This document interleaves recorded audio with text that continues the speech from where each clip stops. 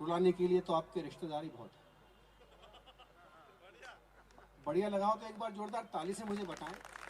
जयपुर में अनेक बार आना हुआ है, जो तालियों का जोश मुझे दिखना चाहिए, मैं 2 पंक्ति देके आपसे वो जोश देखना चाहता हूँ। ये वीडियोग्राफर फोटोग्राफर मेरे फोटो खींचे तब तो ठीक, पर पी के मस्त जी अगर मेरे बहाने और कहीं निशाना लगा रखा हो, चली गई मैडम, तो मैं 2 पंक्ति देता हूँ उनको। ये वीडियो सबकी ताली देखना चाहता हूँ मंच के भी। ये वीडियोग्राफर ये फोटोग्राफर सुन लें, जयपुर के लोग, और अग्रिम भुगतान करें, पहले सुन लें फिर। ये वीडियोग्राफर ये फोटोग्राफर इस सूखे हुए ठूंठ को प्रशंसा के जल से सींच रहे हैं। झांसी की रानी चली गई इसलिए तात्या टोपे का फोटो खींच रहे हैं। अभी जब आए तो भूपेंद्र मीणा जी, नीरज अग्रवाल जी ने मुझे पहचान लिया, मुझसे बोले अशोक भाटी कवि। मैंने कहा हाँ कवि। बोले फिर कुछ पीते हो क्या?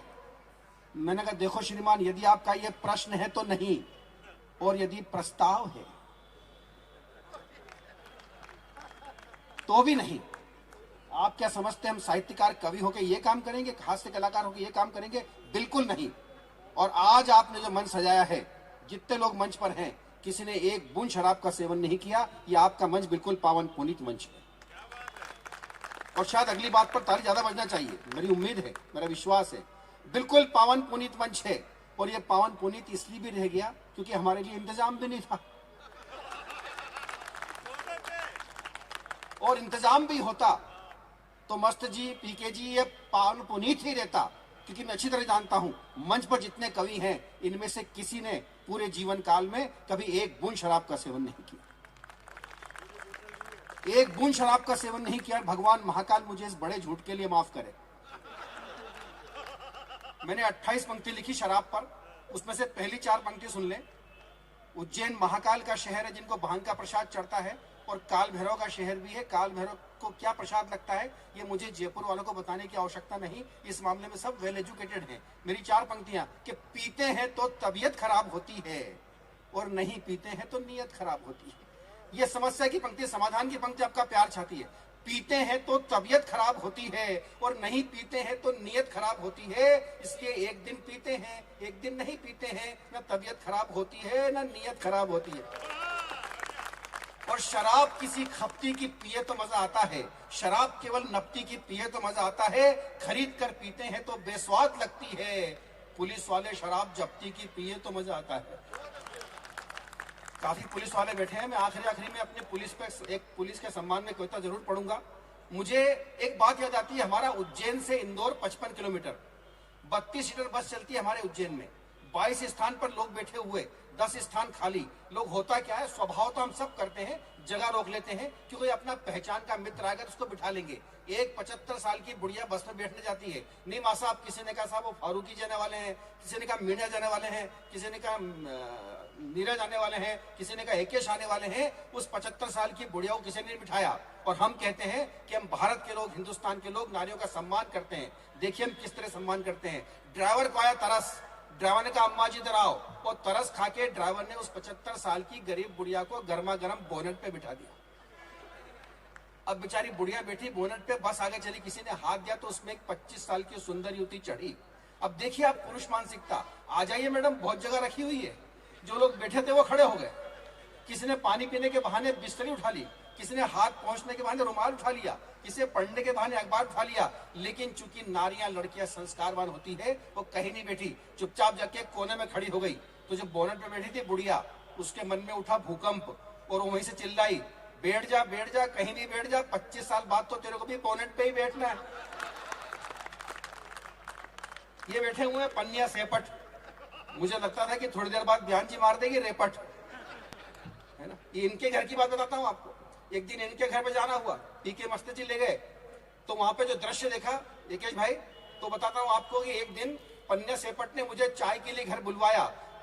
बात मेरा ये कि अब तक आनंद आ जाए, तो अभी तक की जितनी तालियां और ठाकों का आनंद आप भी मुझे भेज देना, तो भगवान महाकाल के शहर में आपकी ताली रख दूंगा जाके, कि जयपुर वालों की तालियां इनकी मनोकामना पूरी करे। एक दिन पन्निया सेपट ने मुझे चाय पर घर बुलवाया, चाय के संग समोसा भी खिलवाया। पड़ोस वाले कमरे में इनकी श्रीमती लगा रही थी पोछा, तो मैंने मन ही मन सोचा और एक प्रश्न पूछ डाला। उधर से पन्या जी ने उत्तर उछाला। सुनकर शांत हुई जिज्ञासा, चुपचाप खड़ा था मैं मुंह लेकर जरा सा। मेरा प्रश्न था नेताजी, मेरा प्रश्न था पन्या जी, झाड़ू पोछे के लिए कोई काम वाली बाई रख लेते, भाभी साहब को थोड़ा आराम तो देते। पन्या जी बोले, अशोक भाटी जी, आपके प्रश्न में सच्चाई थी, ये पहले काम वाली ही बाई थी। पन्या जी बोले, अशोक भाटी जी, आपके प्रश्न में सच्चाई थी, ये पहले काम वाली बाई थी। अब सुनकर मेरा सर तो शर्म से गड़ गया, पर यह वाकया पोछा लगाती इनकी पत्नी के कान में पड़ गया। अचानक बिजली सी चमकी, यानी भाभी जी कमरे में आ धमकी। भाभी जी लग रही थी आग का गोला। उन्होंने आते ही गरज कर बोला, भाटी जी, अब आप भी लगाकर कान सुनो, थोड़ा मेरा भी बयान सुनो। मैंने माना कि मैं काम वाली बाई थी और पन्या जी को पसंद भी आई थी। ये दिल फेंक थे, फक्कड़ थे और थे अकेले, और इनसे पूछो कि उन्होंने मुझे पाने के लिए कितने पापड़ बेले। और दोस्तों, आपकी तालियां ठहाका अगली छठी पंक्ति पर आपको आनंद आ जाए तो चाहता हूं। इनसे पूछो कि मुझे पाने के लिए कितने पापड़ बेले। मुझे तरह तरह से लुभाते थे, बाजार से लाकर जलेबियां खिलाते थे, मीठे मीठे गीत भी सुनाते थे, रोज शाम को गार्डन में घुमाते थे, और कभी कभी तो पिक्चर भी दिखा देते थे, और मैं रूठ जाती थी तो ये पोछा भी लगा देते थे। तब पन्या जी बोले, शांत हो जा भाग्यवान, चुपचाप हो जा मेरी जान, हम तुम दोनों तो एक ही गाड़ी के दो व्हील हैं। इनकी श्रीमती बोली, इसकी बात का तो मुझे फील है। पर पन्या जी ने कहा, अपना तो जन्म जन्म का नाता है, और मुझे तुम्हारा साथ कितना सुहाता है। इनकी पत्नी ने कहा, दुनिया का हर एक मर्द यही कहकर तो अपनी पत्नी को बेवकूफ बनाता है। और दूसरी पंक्ति आपके ठहाकों की तालियों की मेरा विश्वास है, दुनिया के सारे मर्द यही कहकर तो अपनी पत्नियों को बेवकूफ बनाते हैं, और आपके भूपेंद्र मीणा भी तो इसी फार्मूले से काम चलाते हैं। और मैंने भूपेंद्र मीणा जी का नाम इतनी जैसे नहीं दिया, मुझे एकेश पार्थ जी पिछले दिनों आया था, मैं पिछले नवंबर में, तो चाय पे लेके घर भूपेंद्र मीणा जी के यहाँ, वहाँ जो पति पत्नी के संवाद थे, उनकी तर्क शक्ति मीणा जी की तो आज तक मेरा सर चक्कर गिननी है। वहाँ जो बात, उस दिन भाभी जी का जन्मदिन था, तो भाभी जी ने कहा, प्राणनाथ, घर पे इसी नाम से बुलाती हैं, प्राणनाथ, पिछले जन्मदिन पर आपने मुझे लोहे के पलंग का दिया था उपहार, और अब आ गए हैं नेताजी बीच में, तो हम हो गए हैं बाहर। मैंने कहा था कि मैं महाकाल के शहर से हूं, और महेश जी के लिए मैं कुछ शुभकामना देना चाहता हूं। बिल्कुल सर। महेश जी, भगवान महाकाल से अनुरोध करता हूं, आप सब आनंद आए तो आप सब भी तालियों से अभिनंदन करना।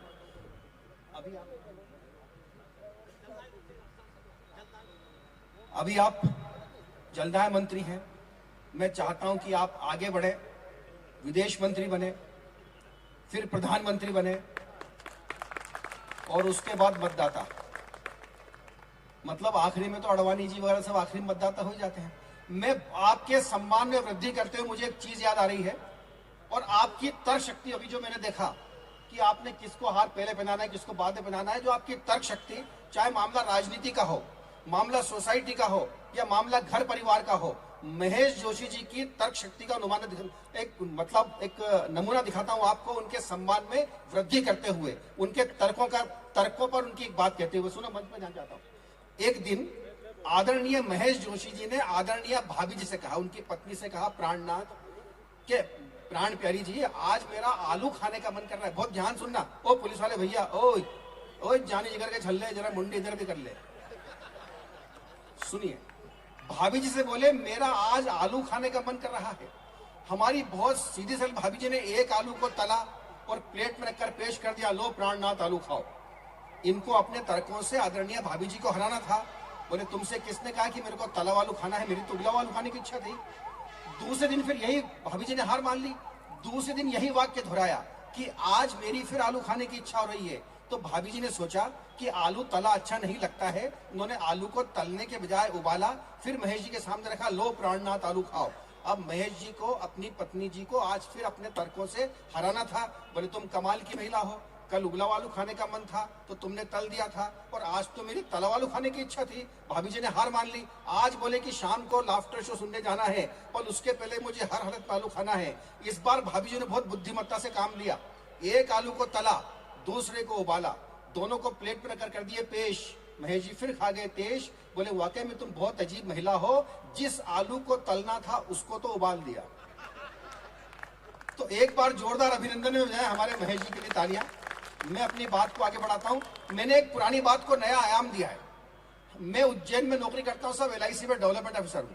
हमारे कार्यालय में 72 लोगों का स्टाफ है। 72 लोगों में 22 महिलाएं हैं।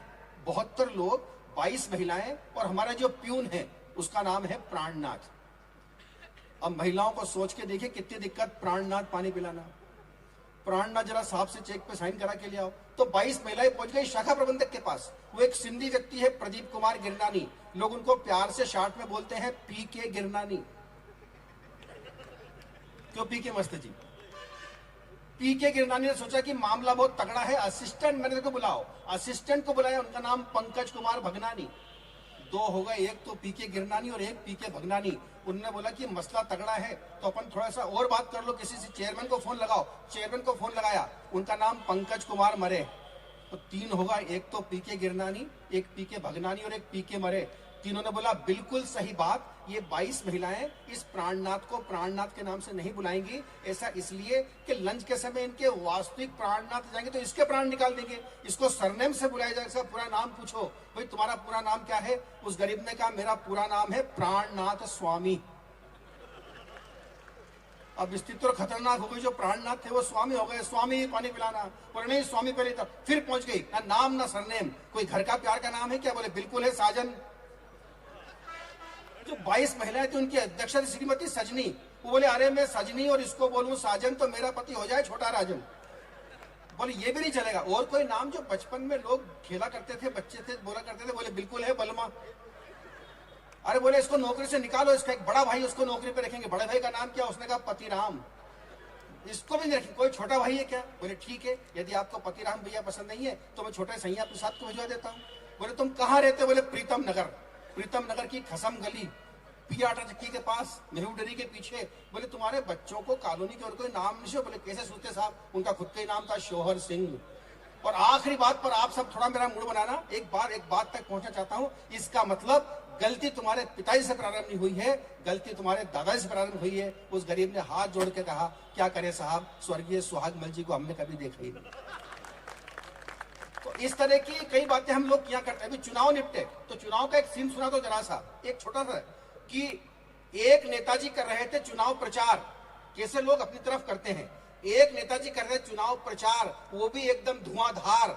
उनसे टकराया विरोधी पार्टी का एक मतदाता, चुनावी दांव पेच का ज्ञाता। बोले नेताजी मुझे पटाना बहुत टफ है क्योंकि मेरा रुझान दूसरी तरफ है। नेताजी बोले सुन, इधर जाम नमकीन सलाद बर्फ है, जाम नमकीन सलाद बर्फ है, अब बता तो किस तरफ। तो इस तरह के पटाने की कोशिश कई बार हो जाती है। लीजिए मैं आपको एक बात सुनाता हूँ। एक चल रहा है यातायात सप्ताह, हालांकि आप गोविंद देव जी के भक्त हैं साहब, मेरी कविता मतलब हास्य के अलावा एक कविता सुनाने का मेरा मन है, पर 4-6 पंक्ति सुन ले, उसके बाद मैं आपको एक कविता जरूर सुनाऊंगा। जी मंच का ठीक है, आप कहेंगे बिल्कुल सुना दूंगा, पर एक तो बात सुन ले। एक चल रहा है यातायात सप्ताह, पुलिस के सम्मान में 4-6 पंक्तियां, और उसके बाद वो घंटे सुना दूंगा। बस मैं 4-6 मिनट 5 मिनट आपके बीच रहूंगा। एक यातायात सप्ताह चल रहा है। नियम यह है कि जो ट्रैफिक के नियम का पालन करेंगे उनको दिया जाएगा इनाम, और जो ट्रैफिक के नियम तोड़ेंगे उन पर होगी पेनल्टी। एक लड़का कार में माता पिता को बिठाकर सीट बेल्ट बांधकर एक साइड से आ रहा है, चौराहे पर खड़े इंस्पेक्टर पर रुकिए। लड़का बोलता है क्यों? मैंने तो ट्रैफिक के नियम का पालन कर रखा है। इंस्पेक्टर ने कहा भैया आपको इसलिए रोका कि आपको इनाम दे सके, लो ये 1000 रुपए। लड़के ने 1000 रुपए जेब में फंसाए तो इंस्पेक्टर ने प्रश्न किया एक बात बताओ कि आप इन 1000 रुपए का करेंगे क्या? लड़का बोलता है मैं इन 1000 रुपए से लर्निंग लाइसेंस बनवाऊंगा। ये नियम का पालन हो रहा है। जैसे करीब बैठे उसके पिताजी ने बोला इंस्पेक्टर इसकी बात का भरोसा मत करना, एक तो ये दारू पी के झूठ बोलता है और इसको रतौंद आती है, रात को 7 बजे बाद दिखता ही नहीं है। और माँ की बात पर आप सब खिल जाएंगे। माँ ने कहा मैंने तुम दोनों को बोला था ना कि तुम चोरी की कार से बहुत दूर तक जा नहीं पाएंगे। पुलिस वाले कहते हैं रिश्वत लेते हैं, मैं इस बात का विरोध करता हूं। पुलिस वाले रिश्वत नहीं लेते, देते भी हैं। एक बार उज्जैन के घंटाघर चौराहे पर मैंने अपनी कार कर दी रॉन्ग साइड पार्क। एक पुलिस वाला है चालान बनेगा, मैंने कहा ठीक है चालान बना लो 440 रुपए का। बोले रुपए लगेंगे 5000। मैंने कहा 5000 उससे मैंने कैसे लिए? बस कविता छोटी सी बात है, उसको सुनाता हूं, उसके बाद एक कविता सुनाऊंगा मैं 4-6 मिनट। मैंने कहा चालान पर आपको हम 5000 ही देंगे, पर मेरा नाम लिखना पड़ेगा इस चालान बुक पर सही सही। बोले लिख लेंगे, मैंने खरी पक्की की। नहीं लिख पाएंगे? उसने कहा लिख लेंगे। मैंने कहा लिख, मेरा नाम प्रद्युम्न प्रांजल। वो पेन रखे और उठाए, पेन रखे और उठाए, पर भगवान की सौगंध लिख नहीं पाए। बोले अपने पिताजी का नाम बताओ। मैंने कहा तो मेरा तो लिख नहीं पा रहा है। बोले नहीं, हम थोड़ा मेरा मन बनाना, पूरी चेतनता से सुनना, चाय पानी चलती रहेगी, है ना। तो चाय कभी कभी हमारा मतलब वो तोड़ देती है हमारी तन्मयता। मैंने कहा मेरा तो लिख नहीं पा रहा। बोले लिख लेंगे, आनंद देना, आनंद देना। मैंने कहा लिख मेरा प्रद्युम्न, पिताजी का लिख द्रुपद दृष्टद्युम्न। हाथ में लाठी थी, वो कसी। मुझे लगा कि 7-8 टिकाए बिना इनको मोक्ष प्राप्त नहीं होगा। तो मैंने उनको ठंडा करने के हिसाब से कहा भैया हमारे घर में एक 82 वर्ष के दादाजी हैं, उन्होंने हम बाप बेटों के कठिन नाम रखकर हमारे परिवार को मुश्किल में डाल दिया है। किंतु जैसे बोला किंतु तो वो मुस्कुराया, सोचा सरल नाम आया। मैंने उसको लिखाया, लिख मेरा प्रद्युम्न, पिताजी का लिख द्रुपद दृष्टद्युम्न, दादाजी का लिख वक्रतुंड येदुरप्पा वेल्ली रायडू। उसने हाथ में फिर लाठी कसी। बोले काम तुम्हारे दादाजी का नहीं है, जरूर तुम्हारे कोई कुल गुरु हैं, उनके ही नाम बता दे भैया। मैंने कहा लिख ले याज्ञवल्क्य सरसैया। बोले हे भगवान तू कौन से स्कूल में पढ़ा है? मैंने कहा स्कूल लिख हेमाद्रि त्रिकुल। कहाँ है? मैंने कहा तृष्णापल्ली। तृष्णापल्ली में मल्लम पल्ली गल्ली तेरी बत्ती जल्ली। ये कविता बहुत लंबी, पर मैं आखिरी पार्ट सुनाता हूं। तभी उसी पुलिस वाले ने मुझे पास में बुलाया, पास में बुलाकर सारे कठिन शब्दों को पढ़ लिख कर बताया। बोले कविवर, एक कवि कठिन से कठिन शब्द कर सकता है, लेकिन दुनिया में जो पुलिस वाले पढ़ सकते हैं दूसरा और कोई नहीं पढ़ सकता। 3 तर्क देता हूं, हर तर्क पर आपकी तालियां मुखरित होती जाए। संसद में घुसते आतंकवादियों के मंसूबे पढ़कर अपनी जान पर खेल जाना हम पुलिस वालों की सच्ची पढ़ाई है।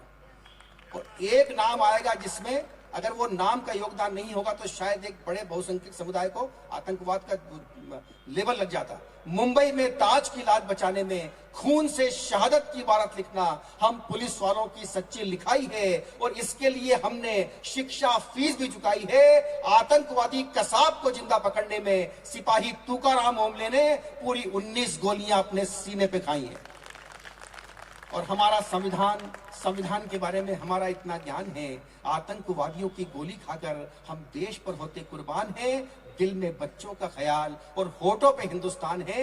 आपके बच्चों की चौकसी में 24 घंटे तैनात रहना हम पुलिस वालों का एकमात्र संविधान है, एकमात्र संविधान है। 2.5 मिनट एकेश जी का एक आदेश है, वो मैं सुनाता हूँ। अगर 2 मिनट के लिए मेरी पूजा पाठ में मोबाइल बंद रहेंगे तो मेरे बाल बच्चे 7 पीढ़ियां आपका आभार मानेंगे। कुछ नहीं, ध्यान इधर बढ़ जाता और कोई दिक्कत नहीं है। 2.5 मिनट, केवल 2.5 मिनट जी। भगवान कृष्ण 16 कलाओं के मालिक, मैं 16 कलाओं के मालिक को, भूमिका को छोटे करके 16 कलाओं के मालिक को 16 पंक्तियां भेंट करता हूं। जोशी जी इसमें 15 पंक्ति ताना बाना है, एक पंक्ति की कविता है जो 16वीं पंक्ति है। महाकाल के शहर और कृष्ण की जन्मभूमि से आया हूं और गोविंद देव जी भगवान को कविता समर्पित करता हूं। आप सबको सुने, 2.5 मिनट मेरी पूजा पाठ की कविता।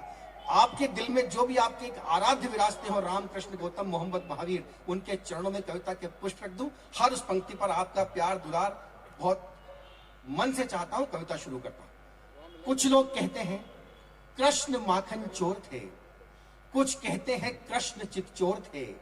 वृंदावन की गोपियां कृष्ण को रंगे हाथ चाहती थी पकड़ना, ताकि यशोदा मैया छोड़ सके अकड़ना।